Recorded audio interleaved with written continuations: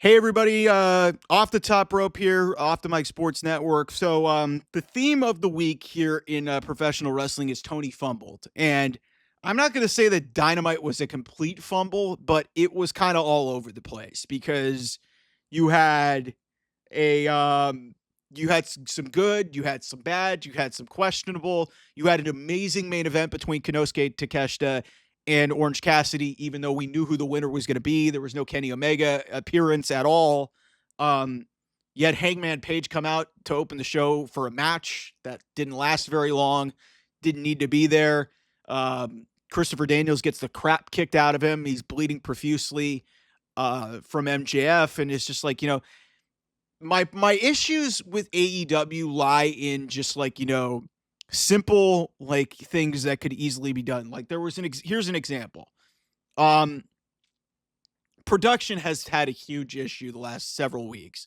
Um Thunder Rosa actually addressed this on Busted Open. I give Thunder Rosa a ton of credit for taking accountability for what transpired because it wasn't really her fault, but a little production thing like this right after the Hangman Page match to open the show and the segment there, they go up to the crowd, show Don Callis and Kyle Fletcher, but then they go to a backstage segment with Don Callis and Chris Jericho explaining why Brian Keith is facing Will Ospreay to open or in one of the other opening matches of the show.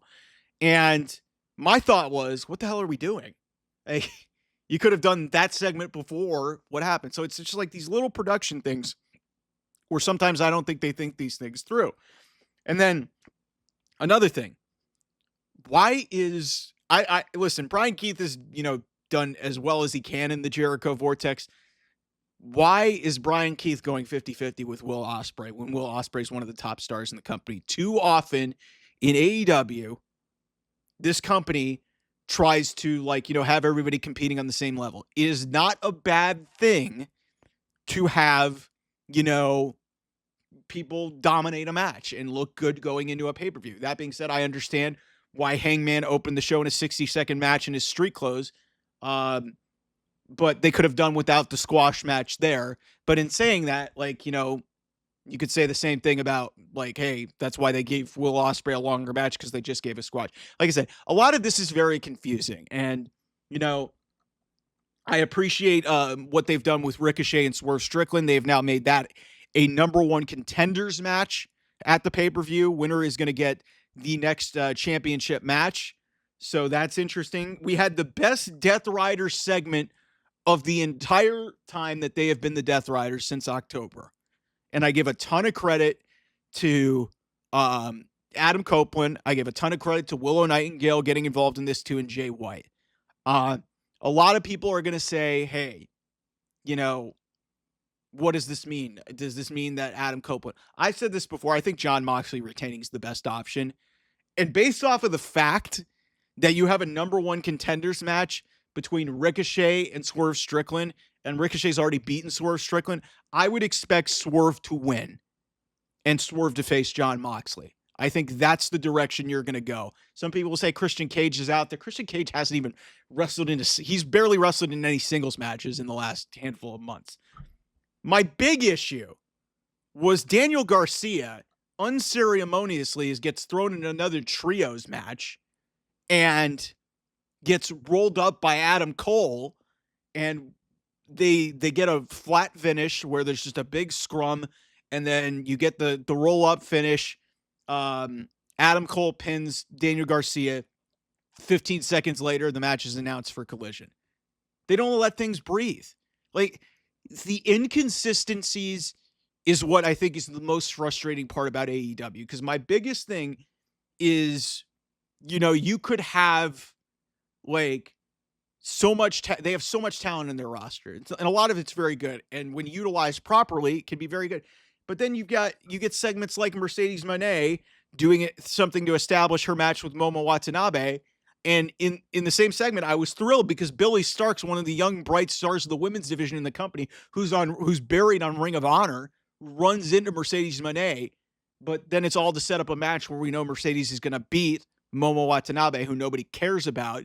All due respect to her, she may be a great Japanese talented wrestler, but nobody cares about her in the States because we haven't been really given a reason to care. But you have the Adam Cole stuff, and like, we haven't cared about Adam Cole since he came back. Daniel Garcia as the TNT champions had more trios matches than title defenses. Like the inconsistencies in the booking of this show is just bizarre. Like I said, it wasn't a bad Dynamite, but because especially with the main event, Orange Cassidy and Konosuke Takeshita, my big issue was why did this match have to take place in the first place? Because why does this match have to happen? Because you have to establish Takeshita and give him a win before going into the pay-per-view. Why did Takeshita need to win? What does he have to prove? Why does he have to win to go face Kenny Omega? Why does he have to defend his title? That didn't make any sense to me.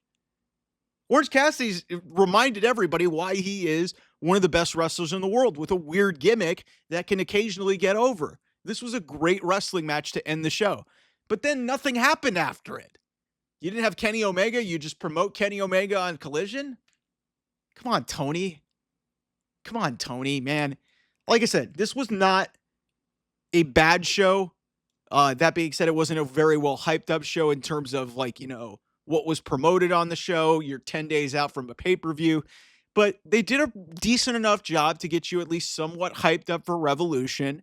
I haven't ever been really interested in the Death Riders, but they did a good job with the segment there. They did a good job with, the main event.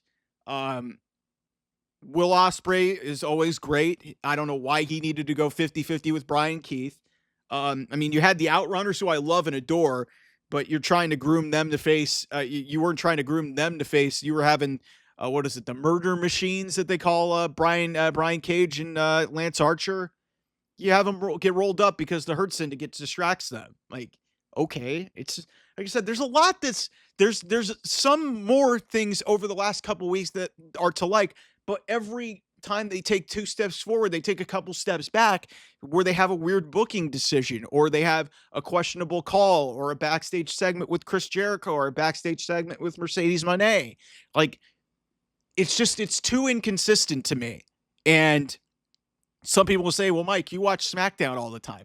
Guys, Triple H has built up enough goodwill where he can have some weird segments. And I think some of this is also on Road Dogg, who I guess is now head writer of SmackDown. There's been a lot of weird shit that's been happening that's very Vince McMahon-esque. So I don't know what's going on there. But that being said, like I said, I'm not here to, everybody thinks that I want to shit on AEW on a week-to-week basis. There's been some bad shows. In the last couple of weeks, there's been some really good stuff on these shows. But in between these shows, there are some really bizarre booking choices, some really questionable choices to get to where they want to go. And really, to me, up until tonight, the only match that I really gave a shit about is MJF and Hangman. I'm still not really terribly interested in, Copeland versus Moxley. I think Swerve and Ricochet, they've had a really nice feud. Everybody who wants to talk about Ricochet, yeah, he's gotten annoying, and he's actually played his character really well. But please, for the love of God, don't tell me that guy's a good promo. He's not. We need to limit his mic time a little bit, but I give credit to him and Nana and everybody there. Like I said, this wasn't a bad show. It was just a very clunky. I think clunky is the best way to describe this show, because there were good spots, there were some excellent spots, and then there was just some stuff that was there, and then there was some stuff that just was not good and to borderline just, questionable. So that's really my overall takeaway from this. We'll probably have more wrestling content coming out of this as more stuff becomes available. Anyway, I'll see you guys soon. Bye-bye.